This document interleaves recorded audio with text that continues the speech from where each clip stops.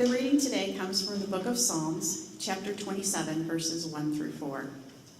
The Lord is my light and my salvation. Whom shall I fear? The Lord is the stronghold of my life. Of whom shall I be afraid? When the wicked advance against me to devour me, it is my enemies and my foes who will stumble and fall. Though an army besiege me, my heart will not fear. Though war break out against me, even then I will be confident. One thing I ask from the Lord, this only do I seek, that I may dwell in the house of the Lord all the days of my life, to gaze on the beauty of the Lord and to seek him in his temple. Here ends the reading.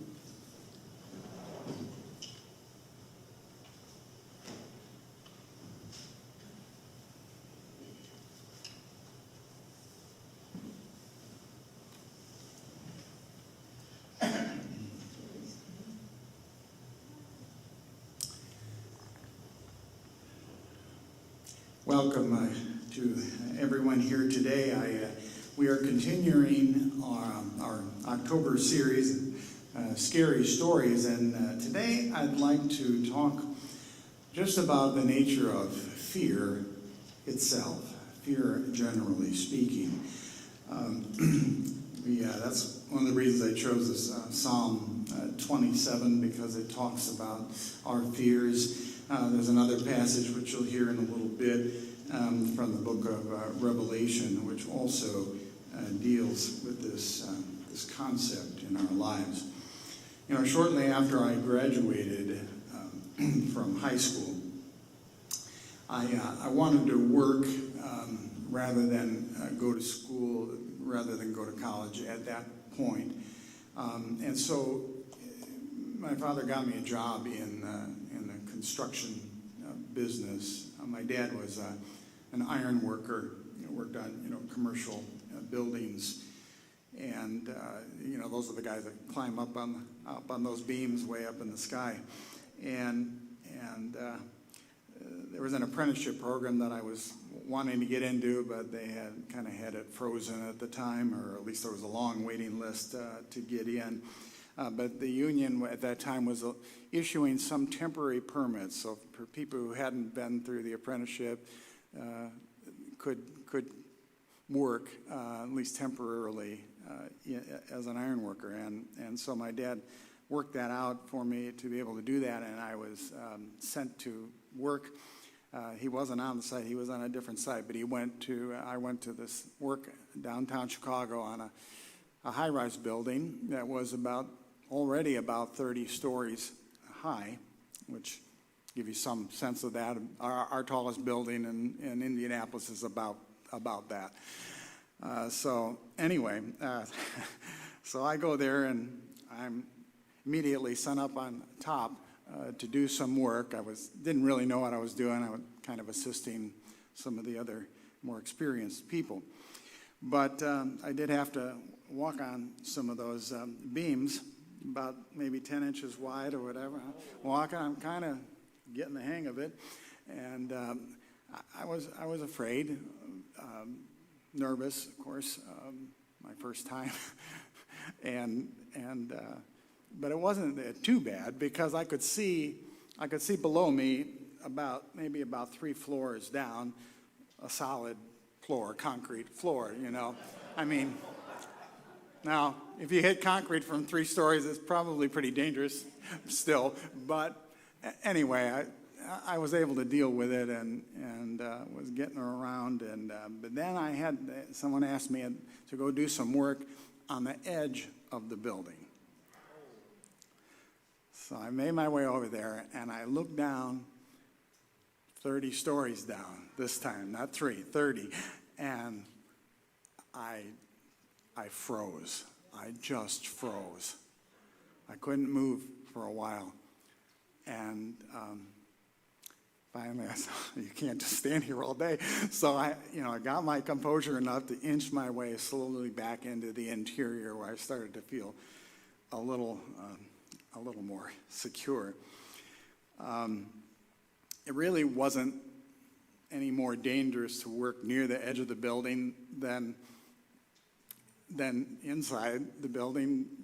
At least that's what logic would tell you, but my brain wasn't following the logic, and I was terrified, and I knew I could not do it again. I could not go back to the edge of that building.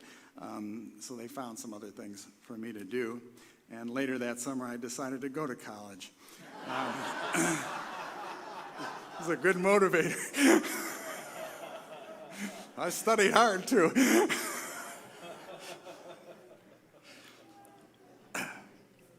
But that day I was scared to death, and so are a lot of people over many different things. And fear can immobilize, it literally immobilized me for a while that day, but it can immobilize all of us. It can also intimidate us. And I'd like you to look with me at our first scripture passage for today. It is John the Apostle.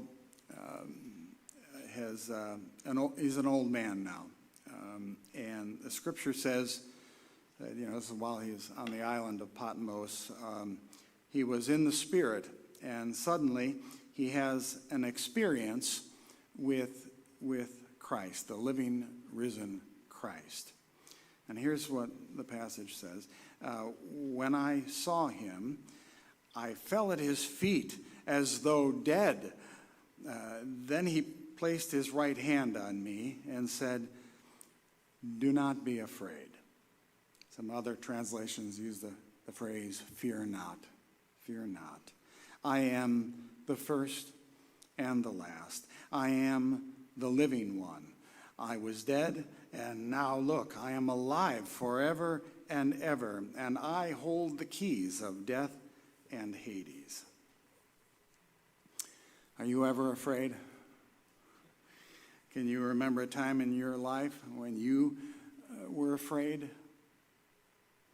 When the overwhelming feeling totally engulfed you and you just couldn't see beyond it? Our first parents, Adam and Eve, actually knew about fear. They had sinned the first time in the human race that sin had come. And after that, after they had sinned, they became afraid of God. God had been coming in the cool of the evening and was spending, the ultimate quality time with Adam and Eve.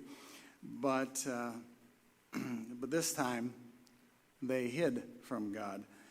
God came into the garden and asked, Adam, where are you? Adam said, I was afraid, and so I hid myself.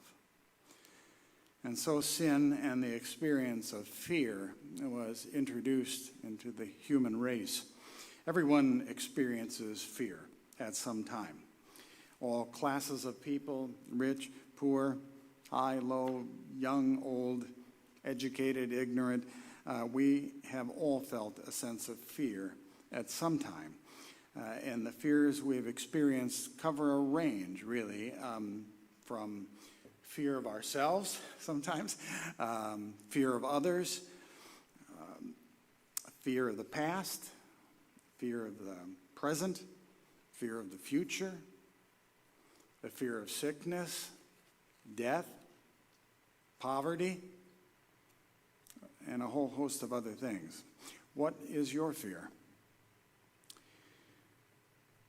There was an magazine article I read some time ago that made a statement. It was talking about children, going to school for the first time, dealing with the experience, fear of that new experience. And it's probably just as valid today as when I read that article. The children made statements like, I'll miss you, Mommy. No one is going to like me at school. My teacher will hate me. The bully is picking on me. Now, some of you may have to reach back a long ways to remember what it was like going to a new school.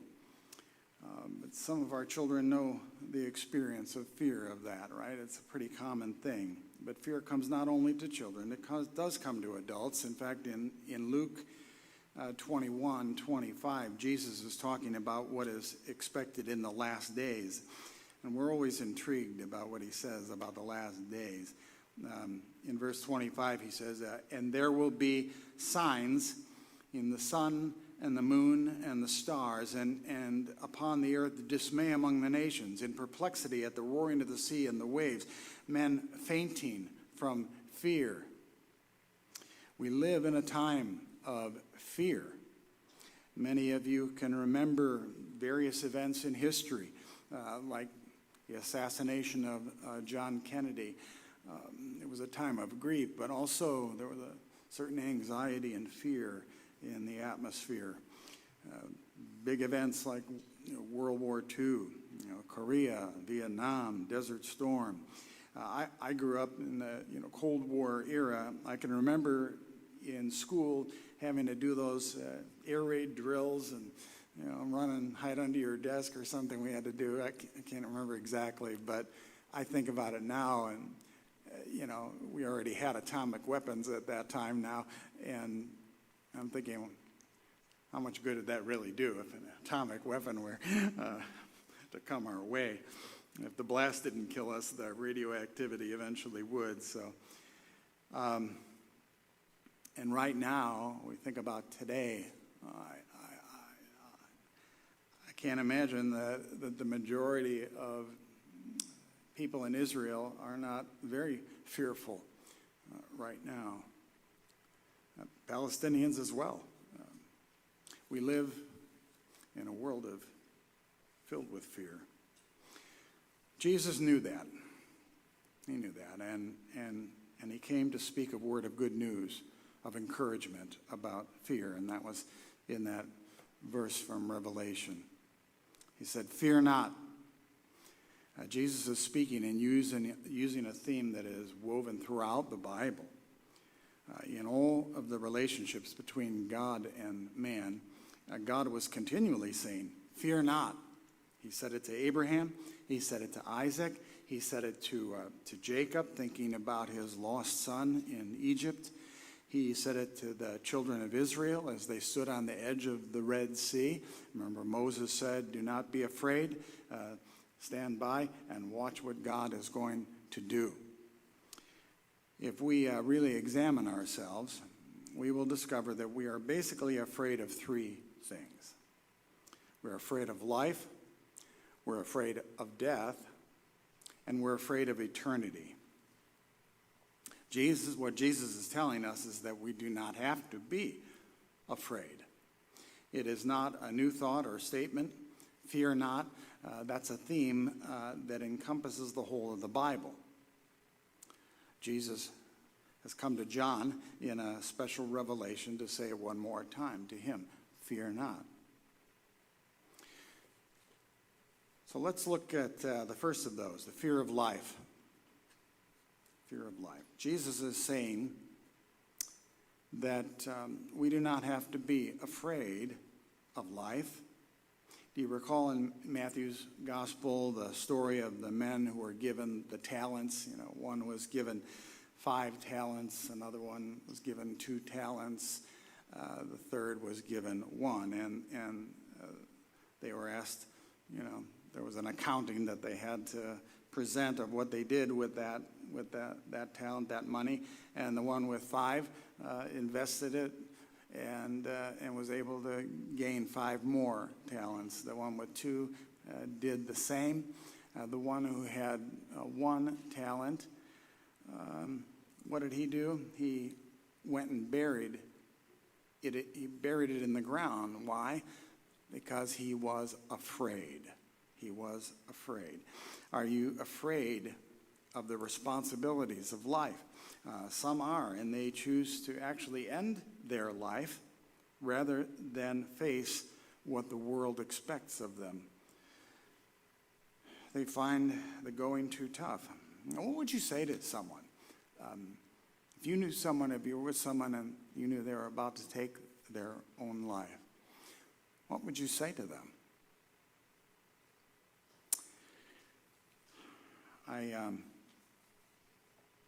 This kind of thing happened to Canon Theodore Streeter. He was a theologian, and one day a young English secretary climbed out of the window out onto a ledge about to jump. And Canon Streeter climbed out on the ledge with her. He not close enough to reach her, but close enough to have a conversation. And for an hour, he persuaded her that there was something worth living for. At the end of that hour, she jumped. And I have wondered, when I read that, I wondered, what would I have said to her? What would you have said to her to convince her that life was worth living? You see, Jesus Christ has brought life. He's brought life to the Christian, a life that is worth living. He has brought hope for tomorrow. The other fear that we all experience is the fear of death. When you look at the people of the Old Testament, they didn't really have a concept of tomorrow as we do in the Christian faith. That was why it was so important for them to have children. They saw their lives living on through their children. That was the best hope they had. But in the New Testament, we see so many people who faced death and faced it bravely. I think of Stephen in the book of Acts. I believe it's the 5th chapter. He was stoned as the first Christian martyr, but he didn't fear. He didn't have any fear of that. Paul also at times longed for death. Neither of those guys were afraid of death. And Paul said it in 1 Corinthians 15. He said, "O death, where is your victory? O death, where is your sting?" Somehow it had been transformed, the concept of death, in his mind. He said to be absent from the body is to be present with the Lord. He saw no difference. Here he served Christ, and there, meaning in eternity, he dwelt with Christ. So death was something to be welcomed in his mind. He had no fear of it. Charles Templeton said that Christ has taken the cross and used it for a battering ram. He has driven the end out of the tomb, and he has let in the light of day. Jesus Christ abolished death. Are you afraid of death? Well, there's something in our faith that keeps us from being really afraid of death. It has been a source of strength for me personally to watch so many of, as a pastor, unfortunately, you do sit with a lot of people at the time of death, but it's always been inspirational to me. Even my own mother, who died last year, did not appear, I kept asking her, but she really didn't seem to be afraid at all of dying. I've been amazed that so many people have faced death without fear. They do not die afraid. And Jesus said to us, do not be afraid. Fear not. I am the Lord of life. I am also the victor over death. We believe that. That's the very core of what we believe. Let's turn to the third fear, the fear of eternity. There is a third thing that Jesus suggests to us that we shouldn't be afraid of, and that's it, eternity. We live, we die, but then what? What happens then? Mankind in all the ages has been asking that question. If a person dies, does he or she live again? Christopher Columbus thought that there was more, beyond the point that everyone else said there was nothing. And so he set sail, and when he came back, he had discovered a new land. Jesus would say to us, there is something beyond. And he went there. He went to the abode of the dead. He went to the place where death is. And he came back to say, I've been there. He said to us in John chapter 14, verse 2, I go to prepare a place for you. And if I go and prepare a place for you, I will come again and will receive you unto myself, that where I am, there you may be also. As Christians, we talk about heaven. We know that if people do not believe in Jesus Christ, they will not know heaven. There really is something beyond this present life.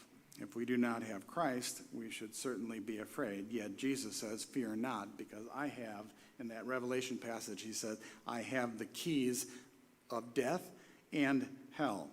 The word keys speaks of having authority. The word keys speaks of the one who has control over the power of death.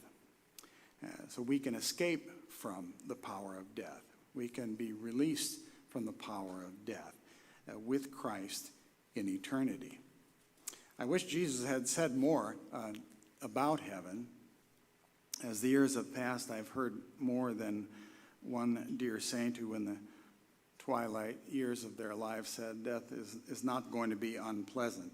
They talk about having more friends on that side of life than on this side. It is not going to be sorrowful to depart from this life. It's going to be a day of rejoicing, a day of great reunion. Jesus said, I am going to prepare a place for you, and where I am, you will be also. He is saying, just trust me. Just trust me. That's what God is saying, that we don't have to be afraid when we trust him.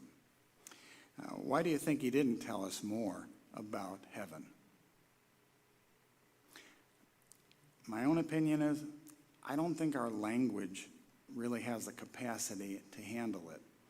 When you think about the limitations of our language, I don't know, have you ever really heard an adequate description of who God is? We just can't really appreciate it. We can't really put it into words or imagine it. It's kind of like telling someone who was born blind what a sunset looks like. How would you do that? How would you describe that to someone who has never seen color?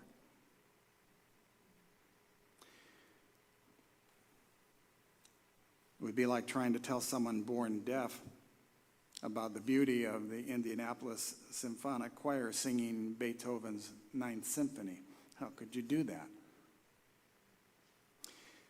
I guess if Jesus had really told us everything about heaven in a way that we could grasp, we would be so homesick for heaven that we wouldn't really want to stay here. But what he said was, fear not. Do not be afraid of life. Do not be afraid of death. And do not be afraid of eternity. Again, turning to Psalm 27, I know you heard it once, but I'll put it up there one more time, where the psalmist talks about our faith. The Lord is my light and my salvation. Whom shall I fear? The Lord is the stronghold of my life. Of whom shall I be afraid? When the wicked advance against me to devour me, it is my enemies and my foes who will stumble and fall. Though an army besiege me, my heart will not fear. Though war break out against me, even then I will be confident. One thing I ask from the Lord, this only do I seek, that I may dwell in the house of the Lord all the days of my life, to gaze on the beauty of the Lord and seek him in his temple. What's he talking about? He's talking about the presence of God. Hebrews 13:5 said, I will never leave you or forsake you.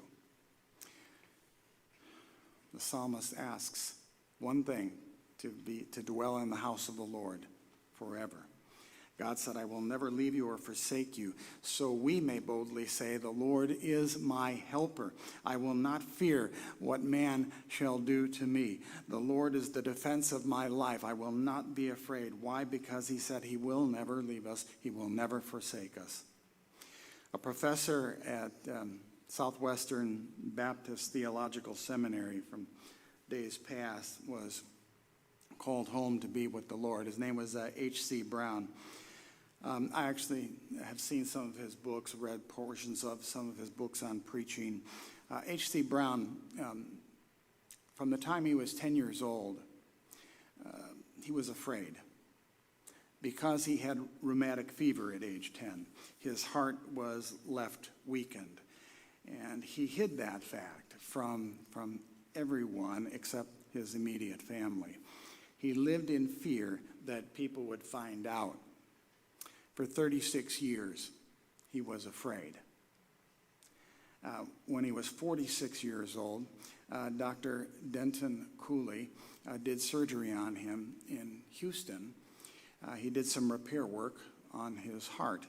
And out of that experience, H.C. Brown would begin to say, I am no longer running from my fear. I am walking toward it in confidence and faith because of Jesus. And he told a story in his book, the book actually titled Walking Toward Your Fear. It's a book that dealt with fear as he had come to know it in his own life. And he said a friend of his had taught his daughter to walk toward her fear. One night she came home she was out on a date, and she came home. It was like midnight. Her parents had already gone to bed, and so she went to bed. But she thought she heard something in her closet. Ordinarily, she might have felt a little passing fear and then drifted off to sleep. But her father's words were in her head, walk toward your fear. And so she got up and walked to the closet and opened the door. And there was a man whom she didn't know in the closet. It's, as you can imagine, it startled her. It startled him. He kind of bolted out of there and knocked her on the floor in the process, ran out into the hallway, and she started screaming. And so her father got up, and he starts chasing the guy down the hall and tackles him. But the guy managed to get away and jumped out a second-story window and disappeared. Later, her father would say, I taught my daughter to walk toward her fear. If she had not done that, her life could have been taken that night, and perhaps all of our lives would have been in danger. Do you walk toward your fear? Briefly, let me give you 4 things. I'll close with this. 4 things that you can do with your fear. Are you afraid? Certainly we're afraid. Whether we're young or old, we are afraid. So what do you do? What do you do about that? I think we have a slide for this, right? The last thing here, yeah. As these fears occur, admit them. Don't deny it. Just admit them. Honestly admit the fact that you're afraid. Number 2, as you admit them, commit them to God, your fears to God. Say to him, I am afraid, but I trust you because of your word. You say that you will always be with me, and I'll trust that. Number 3, as you commit your fears to God, release them. Don't pick them up again. Don't hold on to them. Release them to him. Let him take care of them. Trust in his presence. Trust his power to work on your behalf. And finally, stand firm. Stand firm what? In your own strength, stand firm? No. Not in your own strength. In your own confidence? Absolutely not. But in him. Trusting in him. Let your fears pass you by. What are we talking about? We're talking about hanging in there in the face of fear. Are you afraid? The psalmist says at times, I am afraid, I trust in thee. We say that to our children. Maybe we need to say that to ourselves. Amen. Okay, we're going to stand and sing.